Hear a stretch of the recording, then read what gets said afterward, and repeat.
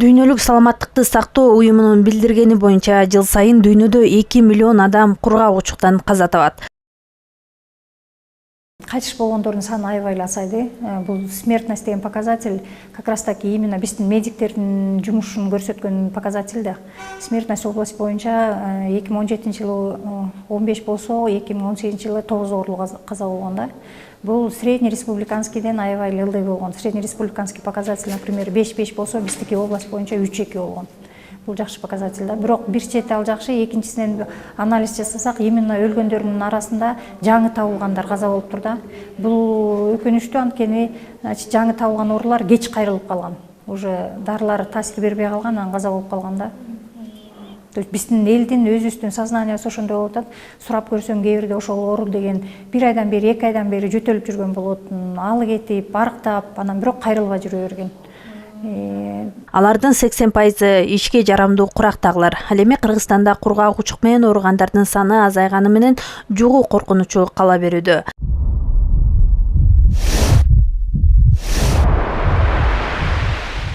Аты жөнүн айткысы келбеген Назира бир канча жыл Бишкек шаарында кийим тигүүчү жайда иштеп жүрүп, кургак-учук дартына кабылган. Ал бул дартка кантип чалдыкканын аңдай албай убара.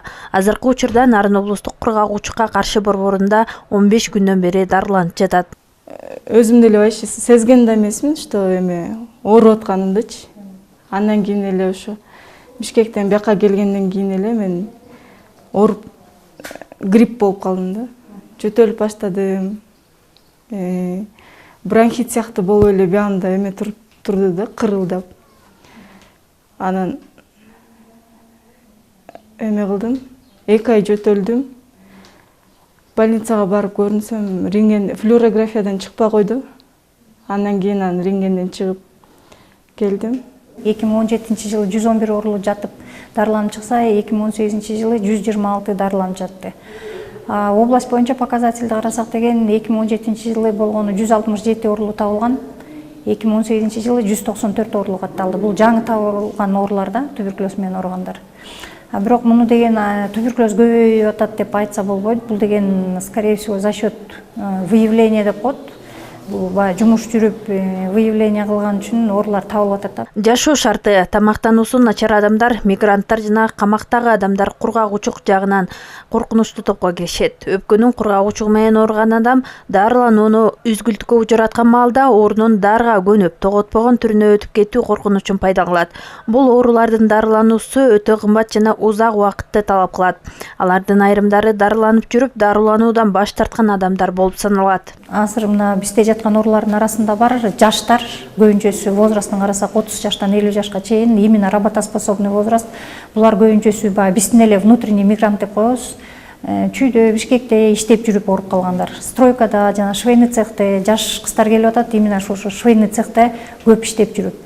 Биз ойлойбуз, ошо швейный цехте тесный помещенияда проветривание жок, ошол жактан ооруп, анан бири-бирине жуктуруп алып атат окшойт да.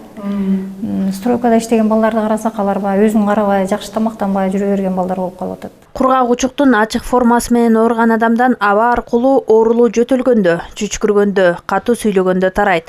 Калк арасында бул дарт тууралуу маалыматтын аздыгынан көпчүлүк ооруга дуушар болгондор. Алгачкы белгилери сасык тумоого окшош. Биринчи күндөрү жөтөлүп, алсырап чыйрагат. Акырындык менен жөтөлгөндө какырык пайда болот. Бара-бара кан аралаш какырык чыга баштайт. Күндөн күнгө тамакка табити начарлайт. Түштөн кийин убакта алсыроо күчөйт. Основной белгилери эле бул туберкулездуку жөтөл. 2-3 жумадан көбүрөөк жөтөлсө уже кайрылып, изилдөөдөн өтүш керек да. Андан тышкары арыкташ мүмкүн, ал кетип, температура деле аябай чоң температура болбойт, 37-38, андан көп деле көтөрүлбөйт. Бирок бүгүнкү күндө мындай скрытый течение деп коет. Ошондой байкалып атат да. Киши өзүн жакшы сезет, жакшы жүрө берет, бирок профилактический осмотр же башка оору боюнча кайрылып рентген жасалса, ошол жактан туберкулез выявление болуп калып атат да. То есть бул эмнени айтат? Бул деген туберкулезда өзүнүн картинасын өзгөртүп атат да. Патоморфоз деп коет, башкача эмеси, течениясы башкачасы болуп атат. Ошондуктан мен биздин элдерге кайрылат элем, өзү үчүн 1 жылда 1 жолу ушу рентген обследованиядан өтүп койсо. Илгери совет учурда обязательно флюоробследование деп 1 жылда 1 жолу баарыбыз өтчүбүз. Азыр ал жок да. Анан көбүнчөсү ошо үйдө жатып калган же жанагы аргас жакта иштеп жүргөндөр текшерүүдөн өтпөй калып атат дагы. А именно декретированный контингент деп коебуз, например, врачтар, мугалимдер, биз анысы деле 1 жылда бир өтөбүз. Анан естественно биздин арабызда андай оорулар чыкпайт. Дарыланбай аргас жакта жүргөндөр 1 жылда бир жолу өзү үчүн өтүп койсо жакшы болмок да. Анан мына бүгүн деле биз ошо акцияны ошо максатта өткөзүп атабыз да.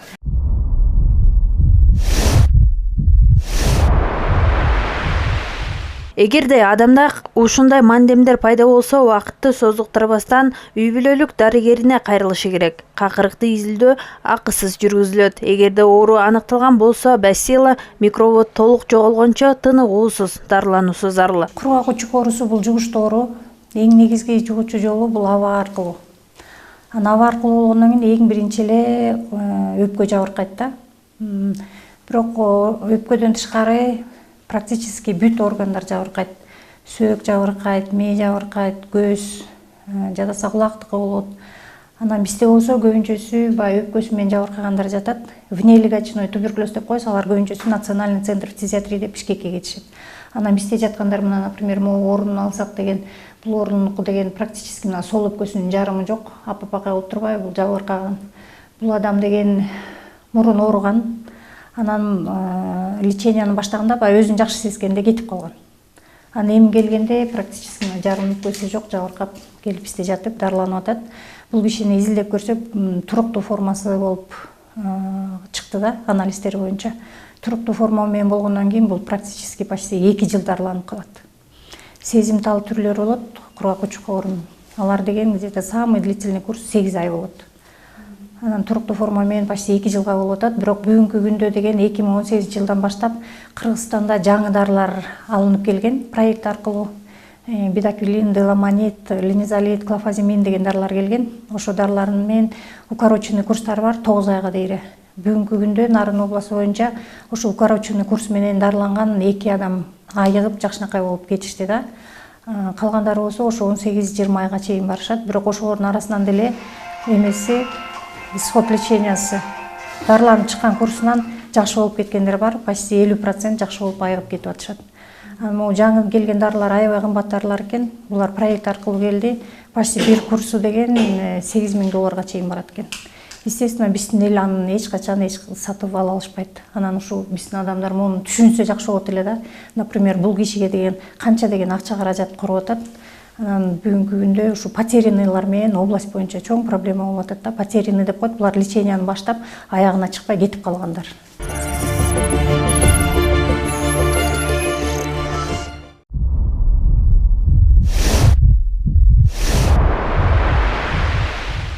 Алдын алуу жолдору туберкулездуку в основном бул вакцинация, жана жаңы төрөлгөндө балдарга вакцинация жасап атпайбы, бул бүт баарынан сактайт, туберкулездун тяжелый формасынан сактайт. Андан тышкары это здоровый образ жизни. Көбүнчөсү 70% бизге келгендердики жана алкоголь менен кызыккандар, курение менен кызыккандар. Андан тышкары деген сопутствующий оорулары бар, сахарный диабет, язва, ушулар ооруп калып атат да. Ошондуктан здоровый образ жизни, основной эле туберкулездо бул иммунитетти күчтөш керек да. Мына ушундай шартта гана кургак учуктан толук айыгып, көптөгөн адамдын өмүрү сакталып калат дешет адистер. Бул дарылар жаңы келген дарылар, эң кымбат дарылар, бир курс эле $7000 дарылар. Муну дарылар кымбат. Бул дарыларды дайыма беребиз. Ооруларга калтырбай ичиребиз буларды. Көзөмөл менен ичиребиз. Ар бир таблетканы жутканын карап ичирип, анан ооруларды эс алуусун талап кылабыз. Бул дарыны 4төн ичет. Бирли мунусун. Морикес дагы, бул да кымбат дары. Бул дагы $7-8 дары, мындан бирден ичет. Буякта дагы дарыбыз бар.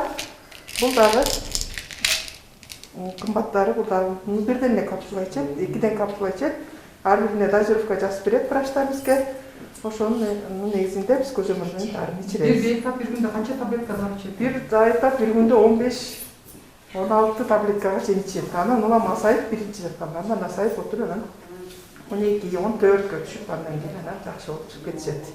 Кургагучка кабылганын билбей жүрүп кайтыш болгондордун саны дарылангандарга караганда алдаганча көп. Андыктан оору белгилери байкалган менен ага анчейин маани берилбей жатышы, ооруну курчуп жана башкаларга жайылышын шарттоодо. Алып айтсак, Нарын облусунда акыркы 2 жыл ичинде 24 адам кайтыш болгон.